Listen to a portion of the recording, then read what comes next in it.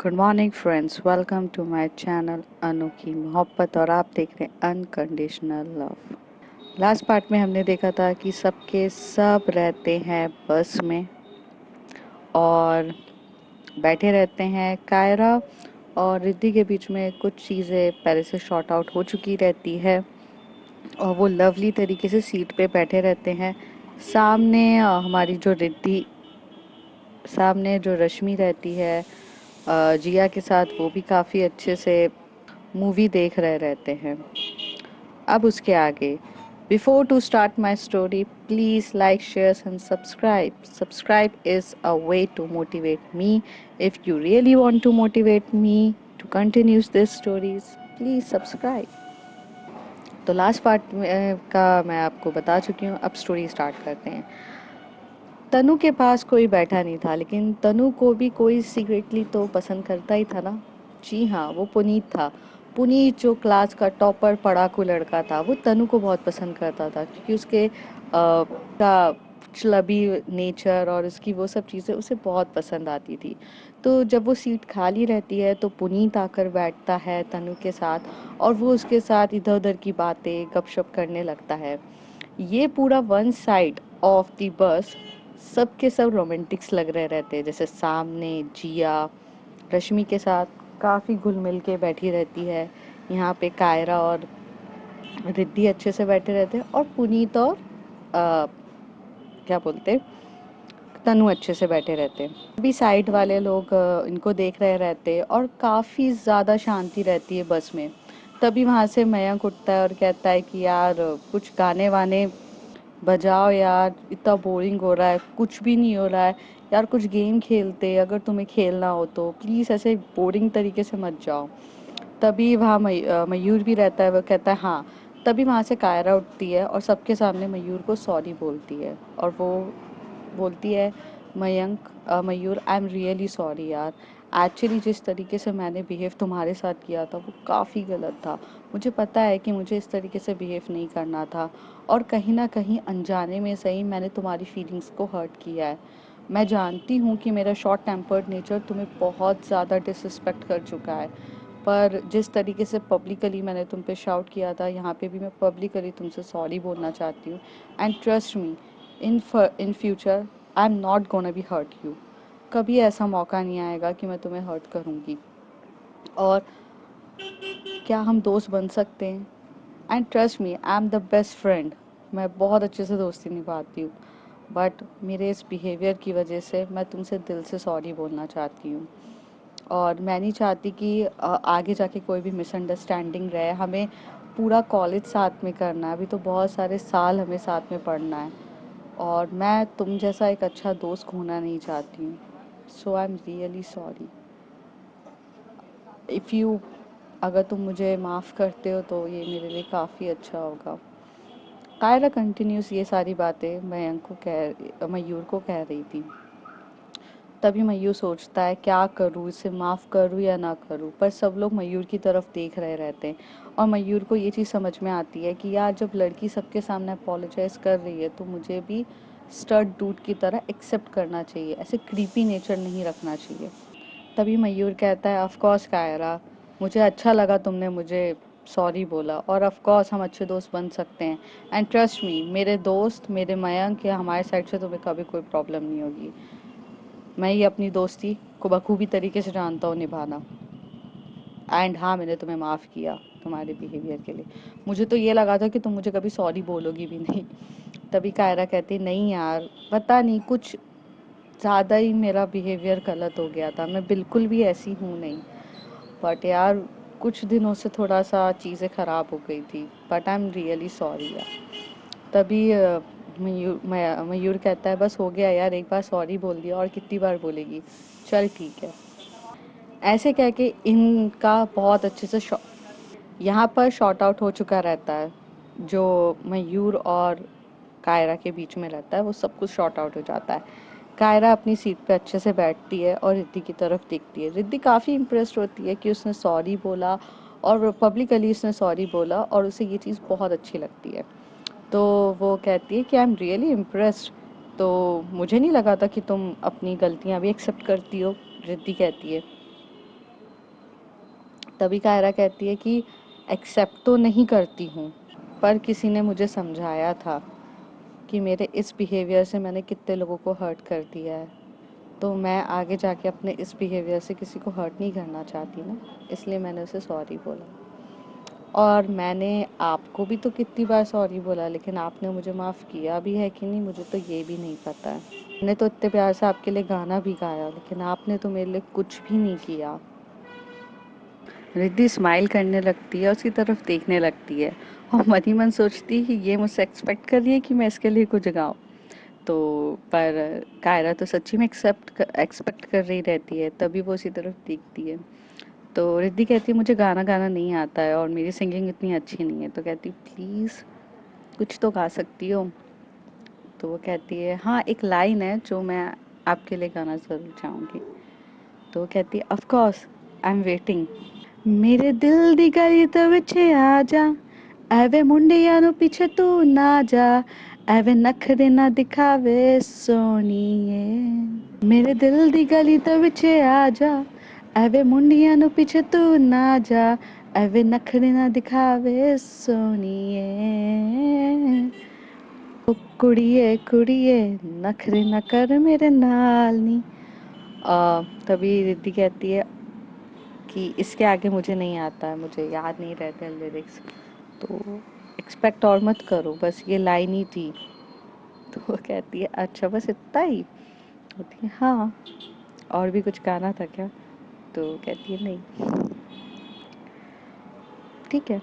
और ऐसे करके रिद्धि विंडो की तरफ देखकर स्माइल करने लगती है। और तभी मयंक कहता है अरे अब तो स्टार्ट करो कोई गेम। तो ठीक है, तो गेम स्टार्ट होता है। तो गेम का कुछ इस बार नेवर एवर गेम स्टार्ट होता है, जहाँ पर लोग एक सवाल पूछते हैं, फिर सामने वाले ने अगर सच बोला है तो वो स्किप मीन्स ड्रिंक पिएगा। तो कोल्ड ड्रिंक्स पहले से रहती है इन लोगों के पास और वो कप में निकाल के सबको दी जाती है। तो मयंक ऐसे बोलता है आई नेवर किस्ड। तो जिन लोगों ने किस किया रहता है वो पियेंगे और जिन लोगों ने नहीं किया रहता है वो भी नहीं पीते। सॉरी, मैंने कुछ गलत कह दिया। Actually never ever game start होता है जिसमें जिन लोगों ने वो चीज़ करी होती है तो वो ड्रिंक को पियेंगे और जिन लोगों ने नहीं किया है वो कुछ नहीं, मतलब ड्रिंक्स को नहीं पीते हैं। तभी बॉटल स्पिन होती है तो मयंक के ऊपर आता है। तो मयंक कहता है I never ever kissed anyone. तो तो यहाँ पे रिद्धि और जो कायरा रहते वो ड्रिंक को पीते हैं क्योंकि उन्होंने तो किस किया है। और तब तनु ऐसे देखती है तो तनु को समझ में तो सब कुछ आ रहा रहता है क्योंकि तनु को पता रहता है they are in a relationship, they love each other. But Raghav बहुत शॉक्ड होता है कि रिद्धि मैम ने किस किया है कभी किसी को। तो पर इस बार रिद्धि मैम कोई ऐसे बिहेव नहीं करती जैसे कि वो हाइड कर रही हैं वगैरह। यहाँ पर जिया और रश्मि भी पीते हैं क्योंकि सब लोगों ने किया रहता है। तो राघव सर नहीं पीते, तो सब सर की तरफ देख के बोलते हैं सर आपने कभी किस नहीं किया क्या किसी को? तो राघव सर बोलते हैं नहीं, मुझे मौका नहीं मिला कभी किस करने का। तो सारे स्टूडेंट हंसते हुए बोलते हैं मौका? एक्चुअली सर मौका मिलता नहीं है, मौका लेना पड़ता है। तभी मयंक कहता है, तभी राघव सर बोलते अरे तो तुमने क्यों नहीं किया? कहते मैं तो कर ही रहा था बट मेरी गर्लफ्रेंड भाग गई थी डर के मारे क्योंकि उसके डैड आ गए थे, इस वजह से मेरा केस रह गया, वरना तो मेरा तो हो जाता सर। और ऐसे करके ये लोग मस्ती मजाक कर रहे रहते, लेकिन राघव के दिमाग में ये कई हद तक ये बैठ चुकी रहती थी कि रिद्धि ने किस किया है। अरे but actually it's not a big deal to kiss, but उस बंदे के लिए तो हो रहा था और वो रिद्धि को बहुत बोरिंग वगैरह ट्रेडिशनल समझता था। बट रिद्धि रियल में ऐसी कुछ नहीं है, वो भी बहुत मस्तीखोर, मतलब नॉर्मल थी। नॉर्मल इन सेंस कि वो भी बाकी सब की तरह मस्ती मजाक करती थी, बस वो रिजर्व नेचर की थी, इंट्रोवर्ट थी, पर इसका मतलब ये नहीं था कि वो आउटडेटेड पर्सन थी। तो ऐसा इन लोगों का पूरा मस्ती मजाक में ड्रिंक करना, कभी इधर गए कभी उधर गए, घूमने पे कई सवाल उठते हैं जिसमें ये लोग बहुत अच्छे से जवाब देते हैं और ये चीज़ वहीं पे ख़त्म हो जाती है। पुनीत तनु के साथ बहुत कंफर्टेबल था, तो तनु उसके शोल्डर पे सर रखकर सो जाती है। यहाँ पे कायरा सर रखकर सो जाती है रिद्धि के, जिया सो जाती है रश्मि के, और ये लोग ऐसे करते करते पूरा ट्रैवलिंग ख़त्म हो जाता है और अपने यूनिवर्सिटी पहुँच जाते हैं। जब ये यूनिवर्सिटी पहुँच जाते तो सब उठते हैं और अपनी अपनी चले जाते हैं। सारी मैम स्टाफ रूम में जाती हैं क्योंकि उन्हें काम रहता है। जिया चली जाती है स्टाफ रूम में, रश्मि और ये सब भी। तभी कायरा एकदम से रिद्धि का हाथ पकड़ती है, बोलती है कि साथ में घर चलें। तभी रिद्धि कहती है कि हाँ चलते, लेकिन मैं टीचर हूँ और तुम स्टूडेंट हो, तुम भूल गई हो, तो मेरे को जाने में टाइम लगेगा, तो तुम जाओ, मैं रश्मि के साथ आ जाऊंगी। मैं मैं वेट कर लेती हूँ ना, कायरा कहती है। तभी रिद्धि कहती है नहीं, ये ऑफिस मीन्स यहाँ पर सही नहीं होगा, तुम जाओ। तभी कायरा उसको बहुत एक्सटेंस लुक देती है कि क्यों, आप नहीं बताना चाहते क्या? तो कहती है, फिर रिद्धि उसे साइड में लेके जाती है कायरा को और बोलती है देखो, प्रोफेशनली और पर्सनल लाइफ को थोड़ा अलग रखना चाहिए। Personally I love you and we are couple, but professionally I'm your teacher and you are student, can't have anything, okay? So जब कोई नहीं रहेगा तो तुम मुझे किस भी कर लेना, जो करना है करना, लेकिन थोड़ा पब्लिकली अभी शांत रहो, क्योंकि मैं नहीं चाहती कि तुम्हारी इमेज फालतू की ख़राब हो या कोई भी तुम्हें लिंक करे। पहले भी मयूर ने सबके सामने ऐसा बोल दिया था, फिर हमने जैसे तैसे बात को संभाला है। अभी सिचुएशन ख़राब हो, ये सही बात नहीं है। कायरा रिद्धि की बात को समझती है और कहती है आप सही कह रहे हो, ठीक है मैं निकलती हूँ। तो कहती है ऑफ कोर्स जाओ, और वो चली जाती हैं। यहाँ पर रश्मि, जिया और रिद्धि स्टाफ रूम में बैठ के थोड़ा सा पैकिंग अनपैकिंग जो भी उनका काम रहता है वो करते, फिर वो लोग भी घर के लिए निकल जाते। इस बार रश्मि अपनी स्कूटी नहीं लाई रहती क्योंकि इतने दिन का ट्रिप है, स्कूटी कौन लेकर आता है, तो ये लोग कैब के थ्रू जाते हैं। तो सबसे पहले रिद्धि को छोड़ा जाता है, रिद्धि के बाद जिया को छोड़ा जाता है, उसके बाद रश्मि अपने घर जाती है। एक ही कैब में लोकेशन चेंज करके जाते हैं। जब सब पहुंच जाते हैं अपने घर पे तो काफ़ी फ्रेश व्रेश होते हैं। तभी कायरा का फ़ोन आता है रिद्धि के पास कि आप पहुंच गए कि नहीं। तो रिद्धि कहती है हाँ मैं पहुंच गई हूँ, मैं अभी पहुंची हूँ, मैं थोड़ा फ्रेश होती हूँ, फिर आपसे बाद में बात करती हूँ। ऐसे कह के वो फ़ोन रख देती हैं। सब अपने काम में इतना बिजी हो जाते हैं। रात का टाइम हो जाता है तो रिद्धि को डिनर बनाना रहता है उसके डैड के साथ, और वो बहुत काफ़ी क्वालिटी टाइम अपने डैड के साथ भी स्पेंड करती है क्योंकि इतने दिन से वो लोग थे नहीं यहाँ पे। सब अपनी फैमिलीज़ को टाइम दे रहे थे। ऐसे करके ये दिन पूरा निकल जाता है। नेक्स्ट डे संडे रहता है, सब रेस्ट करते हैं वगैरह। तभी संडे के दिन रिया का कॉल आता है रिद्धि और रश्मि को, कॉन्फ्रेंस कॉल रहता है जिसमें वो बोलती है कि सॉरी प्रतीक ने, जो उसका बॉयफ्रेंड रहता है प्रतीक, उसने काफ़ी ज़्यादा अपोलोजाइज़ किया उससे और बहुत बार सॉरी बोला उसने बिहेवियर के लिए, और वो माफ़ी मांगता है। रश्मि जब कॉल पे कॉन्फ्रेंस कॉल पे रहती है तो वो कुछ साइलेंट सी रहती है, कुछ भी नहीं बोल रही रहती है, और रिद्धि भी सुन रही रहती है। तो रिद्धि जिया से पूछती है कि तो अब क्या? तो जिया बोलती है यार उसने मुझे इतनी बार सॉरी बोला उसके मिसबिहेव के लिए, तो मैंने उसे माफ़ कर दिया। रश्मि ये सुन रही रहती है बट वो कुछ जवाब नहीं देती है और वो फ़ोन कट कर देती है। तभी जिया बोलती है रश्मि ने फ़ोन क्यों कट कर दिया? तो कहती है कि मे भी उसे कुछ काम पड़ गया होगा। ठीक है तू बोल ना क्या हुआ? तो कहती है यार प्रतीक के ना मॉम एंड डैड के एनिवर्सरी सेलिब्रेशन की पार्टी है, तो तुम लोग आ रहे हो? उसने बोला है कि मैं अपने फ्रेंड्स को इनवाइट करूँ, तो मेरे फ्रेंड्स तो तुम दोनों ही हो, तो तुम दोनों आ रहे हो ना?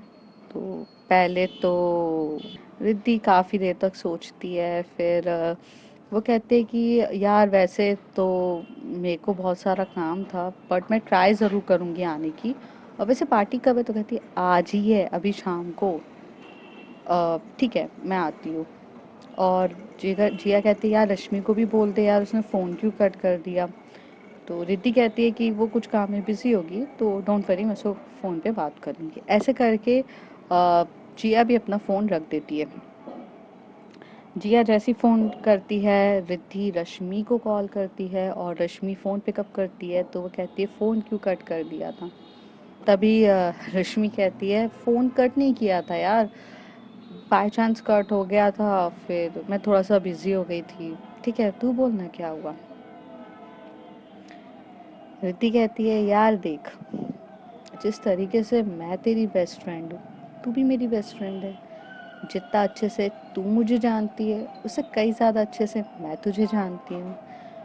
तो तू अगर ऐसे एक्सक्यूज़ देगी तो कोई मतलब नहीं है ना। मतलब अपनी बेस्ट फ्रेंड को एक्सक्यूज़ देने के लिए भी तुझे कम से कम थोड़ा एफर्ट्स करने चाहिए। ऐसे बच्चों वाले एक्सक्यूज़ मत दे। तो रश्मि कहती है मैं एक्सक्यूज़ नहीं दे रही हूँ यार, सच्ची में। रिद्धि कहती है please, I know who are you. ठीक है, अब ऐसे बहाने मत बनाओ। तो कहती है ओके, चल आगे बोल।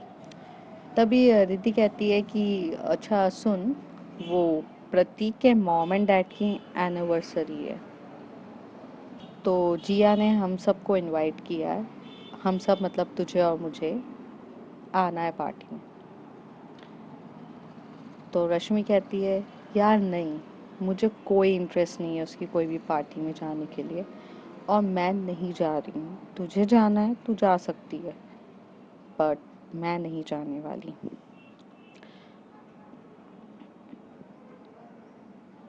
तभी रिद्धि कहती है अच्छा सुन, तुझे नहीं लगता कि हमें जिया को ऐसा अकेले नहीं छोड़ना चाहिए, बिकॉज जिया तो बच्ची है, या ये बोलूँ प्यार में अंधी है, तो उसे कुछ समझ में नहीं आ रहा। बट ऑनेस्टली मैं बोलूँ, मुझे उस प्रतीक के इंटेंशंस कुछ अच्छे नहीं लग रहे हैं। पहले वो इस तरीके से बिहेव करता है, फिर अपोलोजाइज करता है, फिर पार्टी में बुला रहा है, और मेरे ख्याल से कुछ तो गड़बड़ है। तो मैं नहीं चाहती कि मैं उसे अकेले ऐसे छोड़ूं पार्टी में, तो मैं तो जाऊंगी, क्योंकि मुझे प्रतीक पे कोई भी भरोसा नहीं है। तो मैं जाना चाहती हूँ, और मैं आज शाम को पार्टी में जा रही हूँ। अगर तुझे लगता है कि जिया तेरी फ्रेंड है और तुझे भी उसको प्रोटेक्ट करना चाहिए, तो तू आ जाना, वरना कोई इशू नहीं है। चल ठीक है, मैं रखती हूँ फ़ोन। तभी रश्मि कहती है अच्छा लोकेशन क्या है। ओ तो तू आ रही है। तो कहती है मैंने पूछा लोकेशन क्या है, अगर टाइम मिला तो मैं सोचूंगी इस बारे में, ऐसा कुछ नहीं है, मैं नहीं आ रही हूँ। तभी तभी रिद्धि कहती है लोकेशन मुझे अभी जिया सेंड करने वाली है, तो मैं कर वैसे तू अकेले जाने वाली थी। रश्मि पूछती है रिद्धि से, तो रिद्धि कहती है देख, वैसे तो मैं अकेले कहीं जाती नहीं, तुझे पता है, तेरे बिना, और मुझे पता था तू अभी भी हाँ ही कहेगी, तो मैं तेरे साथ ही जाने वाली हूँ स्वीट हार्ट। तो तू रेडी रह, ठीक है। देख, अगर तुझे ऐसा लगता है जिया के साथ प्रतीक कुछ गड़बड़ करने वाला है तो ही मैं आ रही हूँ, वरना अगर उस पार्टी में ना मुझे कुछ नहीं दिखा, मैं तुरंत चली जाऊंगी। हाँ हाँ पक्का, चले जाना तुरंत, रिद्धि कहती है। तभी रश्मि कहती है चल ठीक है, मैं रखती हूँ, बाद में बात करती हूँ। जैसे फ़ोन रखने के बाद रिद्धि फिर स्माइल करती है, क्योंकि रिद्धि को वो दिख रहा था जो शायद रश्मि खुद नहीं समझ पा रही थी अपने बारे में। कभी कभार ऐसा होता है ना कि हमारा दोस्त हमारे बारे में ज़्यादा अच्छे से जान जाता है, जो चीज़ हम भी नहीं जान पाते। तो उसी तरीके से रिद्धि रश्मि के बारे में बहुत कुछ जान रही थी, और क्या बात थी अब वो तो आगे ही पता चलेगा। तो शाम को पार्टी के लिए दोनों रेडी हो जाते हैं और पार्टी में चले जाते हैं। जब पार्टी हो रही रहती है तो प्रतीक बहुत अच्छे से इनवाइट करता है सब लोगों को। जिया भी हमें वहीं पे मिलती है। जिया भी मतलब रिद्धि और रश्मि से मिलती है, काफ़ी अच्छे से बात करती है, और पार्टी में चले रहते। तभी रिद्धि रश्मि की तरफ देख के बोलती है पार्टी तो बहुत अच्छी है, बट मुझे कुछ वाइब्स अच्छी नहीं आ रही है। I think there is something behind this glamour. तो कहती है अच्छा। तो रश्मि कहती है तुझे तो वाइब्स अच्छी नहीं आ रही हैं, मुझे तो ये पूरी की पूरी दाल ही काली दिख रही है। ये जिस तरीके से प्रिटेंड कर रहा है ना कि ये अच्छा इंसान है, मुझे नहीं लगता ये अच्छा इंसान है। हो सकता है। थोड़ी देर में पार्टी स्टार्ट हो जाती है। अंकल आंटी केक कटिंग करते हैं क्योंकि उनका एनिवर्सरी रहती है। बहुत प्यारा माहौल रहता है, डांस हो रहा रहता है, डीजे हुआ रहता है। सिर्फ जो रिद्धि और रश्मि है ये लोग एक साइड में कोने पे खड़े रहते हैं। ये लोग जैसे कुछ चीज़ें ऑब्जर्व करने की कोशिश कर रहे हैं, ये वहाँ पर ऐसे खड़े ही रहते हैं।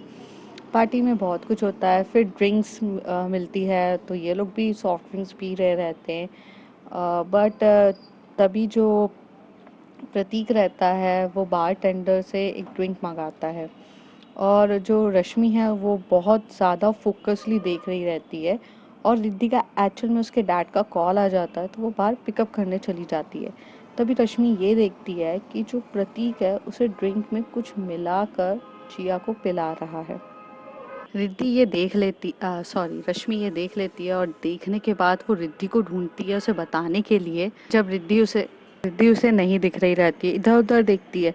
फिर वो कहती है पता नहीं ये रिद्धि कहाँ चली गई। एक तो मैं इससे बात करने के लिए कहाँ चली गई पता नहीं, मुझे बताना है इसको। लेकिन फिर ये सोचती है कि अगर वो रिद्धि के पीछे गई तो जिया को अकेले छोड़ देगी, तो वो रिद्धि के पीछे छोड़कर वो पुनीत का सॉरी प्रतीक का पीछा करने लगती है। जब वो प्रतीक का पीछा कर रही रहती है तो वो देखती है कि ये जो ड्रिंक है वो एक्चुअल में जिया नहीं पी रही है, कोई और लड़की पी रही है।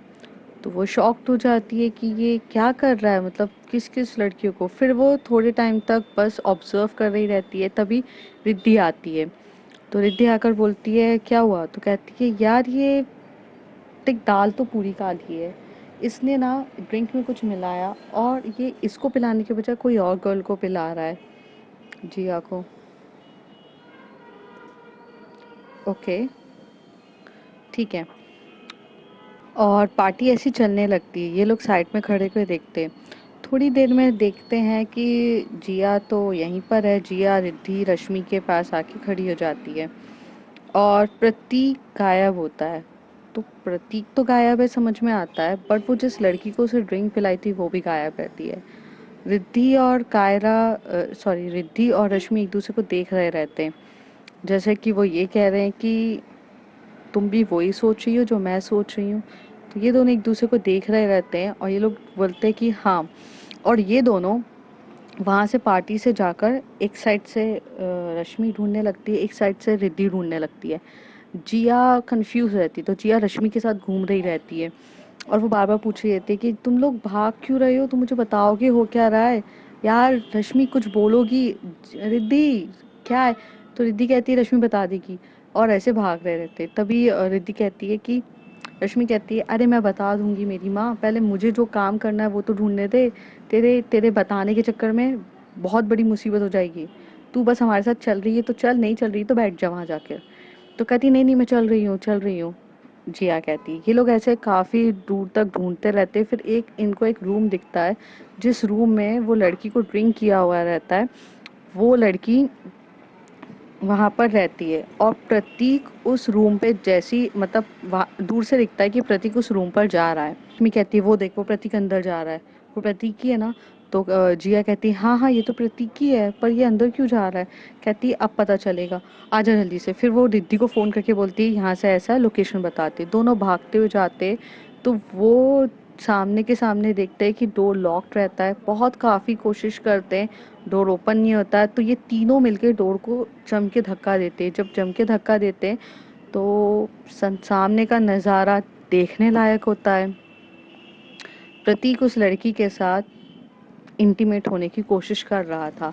लड़की होश में नहीं रहती क्योंकि वो ड्रिंक पी चुकी रहती है। जिया ये देखती है तो वो शॉक्ड हो जाती है कि ये क्या हो रहा है। तभी रश्मि बहुत जम के मारती है प्रतीक को लात और धक्का देती है, और वो जो लड़की रहती है उसे उठा के साइड में करती है और उसे बहुत प्यार से ड्रेस पहना रही रहती है। रिद्धि काफ़ी शॉक्ड होती है और रिद्धि कहती है कि तुम इतने गिरे हुए इंसान हो, मैंने कभी सोचा भी नहीं था। आई मीन तुम्हारी ऑलरेडी गर्लफ्रेंड है, जो तुम्हारी गर्लफ्रेंड नहीं है उसे ड्रिंक में स्पाई करके तुम उसके साथ ज़बरदस्ती कर रहे हो। कौन हो तुम और किस टाइप का है तुम्हारा ये फेस। रश्मि का लेवल गुस्से वाला रहता है, तो रश्मि बोलती है तुम दोनों पागल हो क्या जो इससे बातें कर रहे हो, तुम्हारा दिमाग तो ठीक है। कॉल देम पुलिस, पुलिस को फ़ोन करो। आज अगर हमने नहीं देखा होता तो इस लड़की का तेरे साथ के क्या कर देता। तभी जिया तो मतलब ऐसे ब्लैंक हो चुकी रहती कि जैसे सद्बुद्ध खो गया, वो सदमे में चली गई हो। सदमे में जाने वाली बात ही थी। ऑफ कोर्स उसका बॉयफ्रेंड किसी और के साथ कुछ ना कुछ करेगा तो होता ही है। तभी रश्मि कहती है ये इतना ही गिरा हुआ इंसान है जिया, ऐसे इतना शॉक्ड होने की ज़रूरत नहीं है। पहली चीज़ तुमने उसे वो चीज़ नहीं दी उसे जो चाहिए थी, तो वो दूसरी लड़की से ले रहा है। बट आई एम शॉक कि बेचारी इस लड़की की क्या गलती है जिसके साथ ये ज़बरदस्ती करने वाला था। अगर मैंने उस समय देखा नहीं होता ना तो इस बेचारी की तो हालत ही ख़राब हो जाती।